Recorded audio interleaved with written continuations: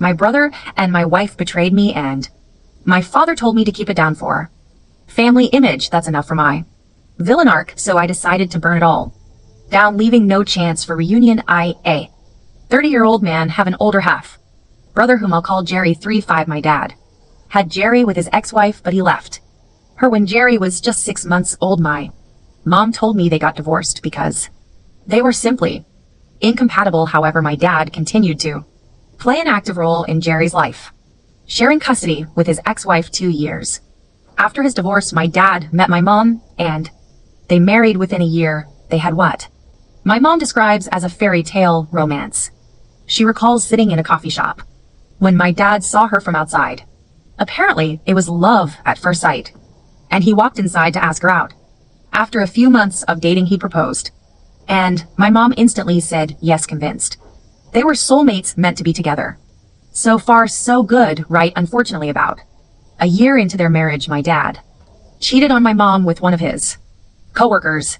Out of guilt, he confessed, and my mother decided to forgive him. They went to marriage counseling and worked through their issues. My mother believed having a baby would solve all their problems, which is how I came into existence. My mother thinks this is a romantic story, but I see my parents as a dysfunctional couple, not the perfect image they try to present to the world. Keeping up appearances and pretending to be perfect means a lot to them. Even when I was a child, they would act madly in love whenever people came over, and everyone would shower them with praise for maintaining their spark after years of marriage. But the truth was, like any other couple, they were normal. They didn't constantly kiss or hug each other at home. They certainly weren't in the honeymoon phase as they pretended to be.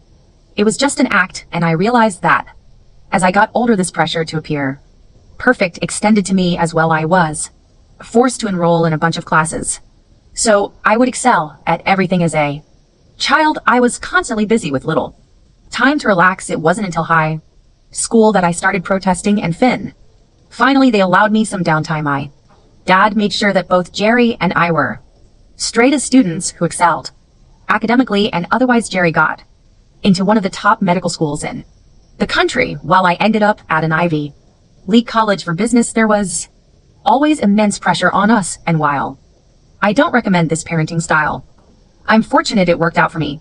However, my dad also believed he had the right to control our personal lives. My mom was no better, as she always agreed with him. When Jerry turned 30, my dad told him it was time to start looking for a woman to marry and settle down with. He insisted Jerry was getting older and would soon run out of options. At the time, Jerry was dating his now wife, Tina, 34. They had been in an on-again, off-again relationship for almost 5 years, so they knew each other well. After that conversation with my dad, Jerry got serious about Tina, proposed within a year, and they married 3 years ago. Last year, they even had a baby together. Jerry and I aren't close, so I didn't hear any of this from him. Instead, I found out from my dad when he had the same conversation with me earlier this year. He boasted about how he convinced Jerry to marry Tina and how happy Jerry is with a wife and son. My dad wanted the same for me. He even brought up his own affair from before I was born, telling me that he had been unfulfilled but committed to my mom. He claimed that having a child grounded him and suggested I do the same. I took his advice with a pinch of salt. I wasn't about to let him guide my relationship decisions. However, my dad believed he had changed my life as well. But the truth is, I had already planned to propose to my girlfriend, Carla, 30. We had been together for 3 years, living together for 2, and I was ready to take the next step. 2 months after the conversation with my dad, I proposed on my birthday. Carla accepted, and we got married 3 months ago. I thought everything was going well, but clearly I was wrong, or I wouldn't be in this situation now. Carla and I, like I said, had only been married for 2 months, but unfortunately, I had to file for divorce about a week ago after I found out that she had been having an affair with Jerry. Ever since we got engaged, it was a huge shock to me, and I wouldn't have even found out if I hadn't accidentally stumbled upon her burner phone. I couldn't find a piece of clothing that belonged to me, so I was searching all over the house. She wasn't at home at the time, and I thought maybe she had kept it with her clothes accidentally as I went through her clothes. I felt something in one of the pockets of a pair of jeans. I took it out and found another phone. The phone wasn't password protected, and there was only one text thread on it. The phone number looked familiar, and sure enough, it was Jerry's. I was horrified, but continued to scroll through the chat. The text started about 3 weeks after I proposed to her, and they were flirting like two teenagers. A few months into our engagement, they had confessed their love for each other and were promising to stick it out no matter what. Their plan was to stay with their respective partners until my nephew turned 5 and didn't meet his mother as much. Then they would file for divorce and confess the affair. Jerry would get shared custody of his son, and they would leave us to be together. I was horrified to read all that, and even more so when I realized they planned to carry on this farce for 5 years. It was deranged. I immediately started packing my things so I could leave the house. Carla wouldn't be home until late, so I took the time to pack all that I could. I took screenshots of the messages on her phone and drove to a hotel out of town. I didn't leave her a message, just left the burner phone on our bed. I knew she'd know what it meant. I felt sick to my stomach because even though Jerry and I were never best friends, we had never been on bad terms. From the messages, I figured out that he made a move on Carla the night of our engagement. I had proposed during my birthday party with friends and family there, including Jerry, apparently. While I was busy socializing, Jerry and Carla made out in the backyard. I noticed Carla was missing for a while, but I didn't think much of it at the time, assuming she was freshening up her makeup. But as I read the texts, I realized they had been reminiscing about that night, making several references to their rendezvous. It was disgusting. I had been celebrating us while she was off making out with my married brother, who also happened to be the father of a child. That evening, I called my lawyer and told him I wanted to file for divorce. I wanted to ensure Carla didn't get anything out of the divorce, like alimony or a settlement, because I was in a much higher paying position than her.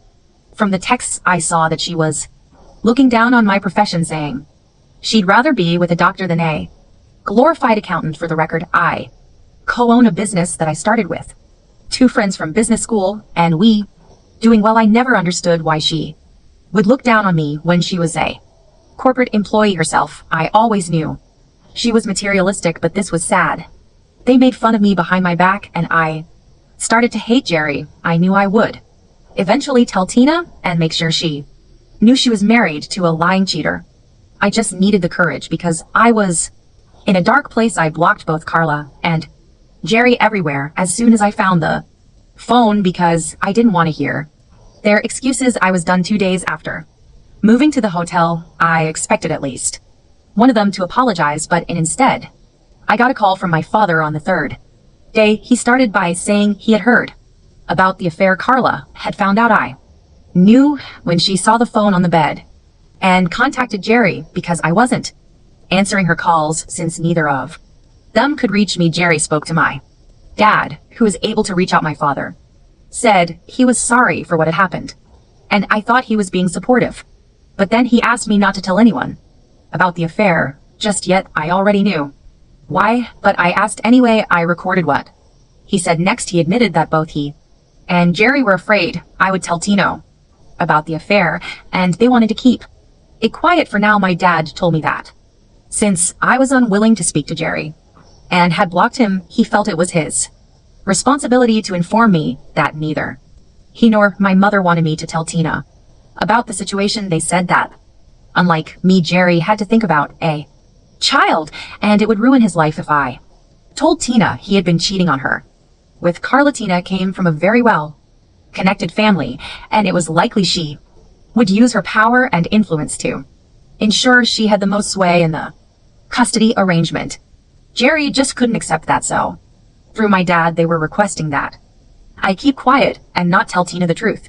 They even mentioned that they had spoken to Jerry and made him promise to stop seeing Carla if I wanted to. I could work things out with my wife, similar to how my mother did with my dad's mistakes, and that it turned out to be a beautiful marriage despite the issues. I thought it was audacious for my parents and Jerry to try to convince me not to tell Tina about the affair, especially after he had wronged me so badly I couldn't believe. They had the nerve to expect me to agree. To this, I immediately hung up because I was done with the conversation and didn't want to entertain it further. I was furious knowing my parents had always cared deeply about their image. But this was madness. There was no way. They actually expected me to keep quiet. I wasn't surprised, though, that cheating apple doesn't fall far from the cheating tree. Of course, my dad wanted me to stay silent so Jerry could get away with everything. They wanted me to brush it all under the rug and pretend everything was fine just to maintain the appearance of a perfect family, suggesting that I forgive Carla and Jerry and patch things up so everything could return to normal. Required some real guts. I was enraged that they thought this was a good idea. In the heat of the moment, I decided to text Tina and tell her everything, including that Jerry had asked my dad to instruct me to keep this a secret. I also included screenshots of the messages I had found on the burner phone. Then I turned my phone off. I didn't want anyone contacting me because I knew things would escalate, and I didn't want any part of it. A couple of hours later, when I thought it was appropriate, I turned my phone back on and found it full of messages and missed calls from my family. Everyone was extremely angry with me, but I only cared about Tina's response. The first text I checked was from her. She hadn't said much, just that she was thankful I had chosen to tell her the truth and that she knew what to do now. It sounded a little ominous, but I soon understood what she meant from the other messages. Everyone, including my mom, dad, and a few other family members, was clamoring about how Tina and Jerry had a huge fight after I sent the message, and Tina had moved in with her parents with their son. In the aftermath, it became clear that divorce was very much on the table for them, and Tina might file for full custody. This wasn't good for Jerry, as she would likely try to limit his time with his son, even if he got shared custody. I don't know why, but my family is blaming me if they didn't want this outcome. They probably should have taught Jerry not to cheat. This is on him. I have received a lot of angry messages over the past few days since I sent Tina the text and she left him. I think it's really unfair that everyone is blaming me, but it's even more unfair to claim that I ruined a happy family. I don't understand where that is coming from, because if they were truly happy, Jerry wouldn't have cheated. I know I'm right, but I still feel a bit uneasy because I've heard that Jerry is really miserable now. I don't feel comfortable with the idea that he might not get full custody, though it's fine for me since I don't have kids. For them, it's different.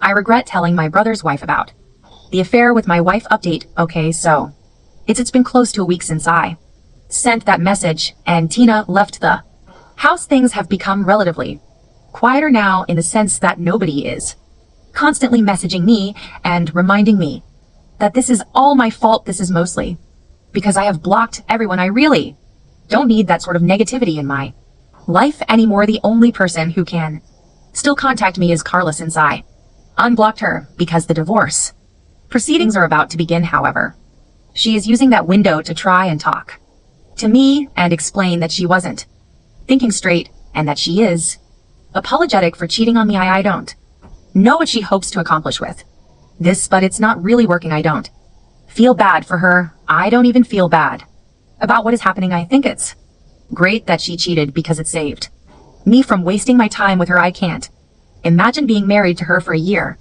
or more and then finding out she had been cheating on me all along, or worse, letting her plan succeed and then being together for 5 years before finding out about the affair. I'm trying to put a positive spin on this and come to terms with the fact that she was never the right one for me, someone who can agree to marry me and then go make out with my half-brother can never be my soulmate. I was wrong about her, and I'm glad I'm still living in the hotel, and nobody has been able to find me yet, which I'm really thankful for, because I don't know what I would do if they were able to track me down. I know it's only a matter of time before they do find out, since there aren't many hotels in this area, and they know that I'm not in any of the places in the city. I've been working from here, and it's been lonely and strange, but there's not much I can do about it. The only thing I hope works Out for me is the divorce she has. Already been served, but she hasn't responded to it yet, and I guess she's probably just holding out hope that I might change my mind because of her. Consistent begging, it's optimistic of her, but it's not going to happen. Update. Hey guys, so 3 days since the last update. And sure enough, my dad and Jerry were able to trace me. They went through every hotel in the city and realized that I wasn't in any of them, so they started looking for me outside of town and found my car in the parking lot of this hotel. I had already informed the front desk staff that if somebody came looking for me, they were not supposed to tell them I was here. When my dad and Jerry confronted them about it, they said that nobody by my name was here in the hotel, but my dad and Jerry had already seen my car in the parking lot, so they knew the staff were lying and started throwing a tantrum in the lobby. They began screaming and hurling cuss words at the receptionists, which forced them to call me down to deal with the situation. Once I came down, security escorted both of them outside, and I went out to talk to them. I had no idea what they even wanted to discuss with me because the damage was already done, and Tina knew the truth. My dad and Jerry told me that they had come up with a solution and a way for me to make up for what I had done. They said I was going to be called to testify against Tina in court, and all I had to do was say a few things to make Tina look like an unstable wife and mother, which is why Jerry cheated on her. That way Jerry would get full custody. They said things were not looking good for him because along with the cheating, Tina also had a lot of other complaints against him that made him look like a bad father. He was mostly not at home, and now Tina knew he was out with Carla. There were also other issues, like he claimed he loved his son but never did anything for him. All the baby duties, like changing diapers and feeding him, felt to Tina, and no matter how much she requested him, he would always claim to be too tired. Not only that, but he also wouldn't do any of the chores around the house. Tina had been fine doing it all herself before the baby, but she couldn't do it anymore and wanted to get out of the marriage. Honestly, I don't understand why they thought telling me this would work. It just convinced me that I did the right thing and that Tina was better off without him. Besides, it was entitled of them to expect any help from me after screwing me over, especially with something like this. They wanted me to lie about Tina so they would get full custody.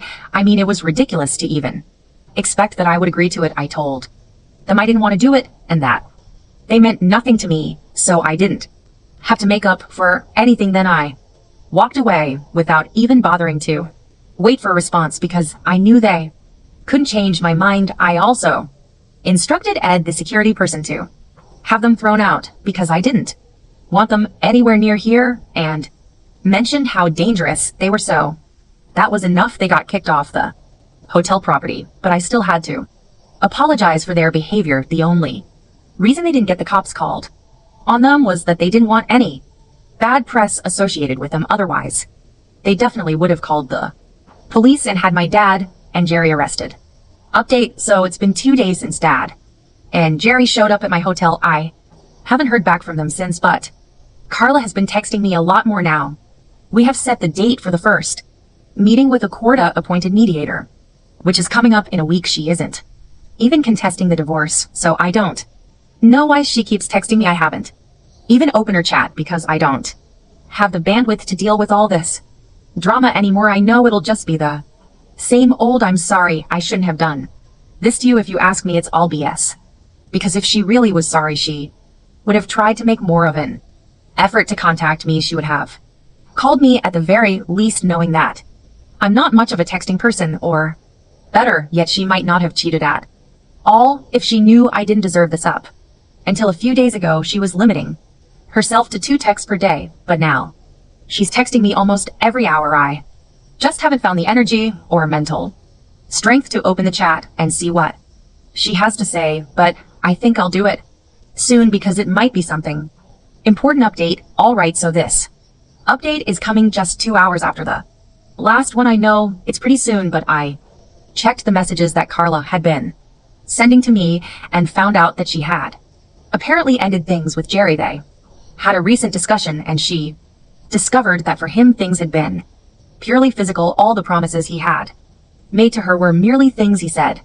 For the sake of it, she's obviously very disappointed because, unlike him, she was serious about their relationship and had actually started falling for him. Carla told me that she was very sorry for everything she had put me through, and to make up for it, she was not going to contest the divorce or seek any settlement or alimony. She knew she didn't deserve it, so that's one problem solved. At least I won't have to go through a long, drawn-out process and fight for myself. I didn't reply to her message because I didn't know what to say. It's sad, but she kind of had it coming. What was she even thinking? Getting involved with a married man with a child, especially when she was getting married herself. It was quite foolish of her, but it all worked out well for me, so I don't have any complaints. I'm honestly glad I checked those messages because it means I'll have to work a lot harder on the divorce than I initially thought. I forwarded all those texts to my lawyer and saved them as screenshots in case I need them later. Update: hey, so it's been a couple of months since I posted here, but I've been really busy. The divorce and everything took a lot less time once the waiting period was over in our state.